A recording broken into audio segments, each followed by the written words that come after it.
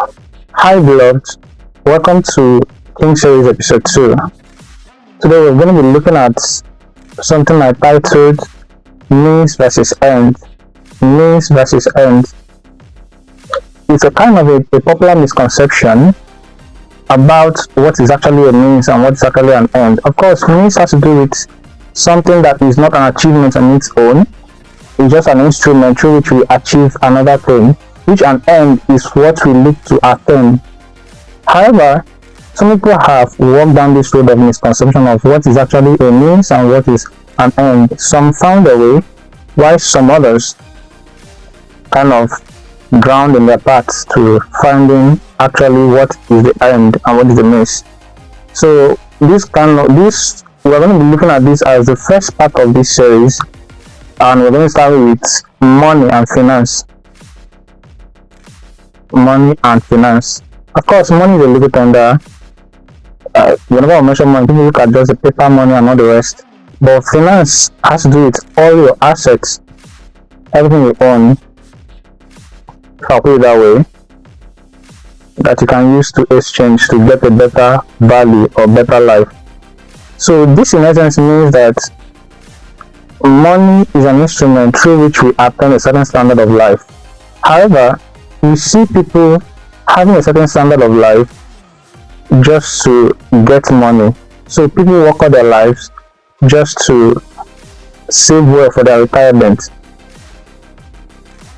Now, second misconception under money is that people confuse multitasking and having multi-labor as multi-streams of income. So multitasking is when you have to do everything, different jobs, like those people you can term as hustlers. You want to do different jobs just to attain a living. While multi-stream of income means that you allow your money work for you, so you don't necessarily need to be there. So all we know is that we work for money, we do different things just to attain, get money, to get finance.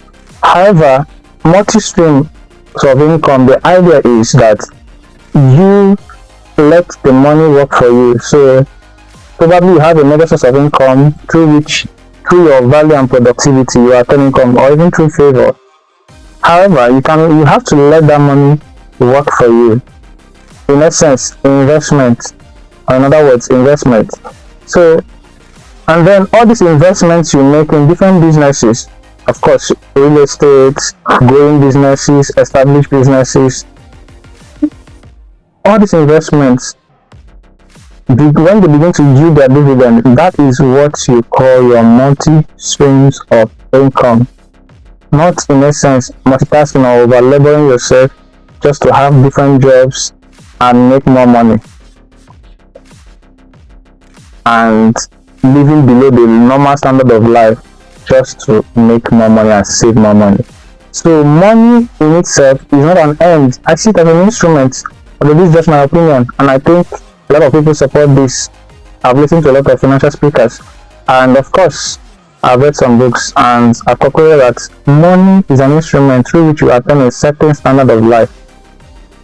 So you want to live a quality life, a healthy, a life that's, for those of you in the kingdom, to serve your God with your finance, to love your God, to be able to be comfortable or live a life of luxury and get everything you need, a life of comfort, freely. That is financial freedom.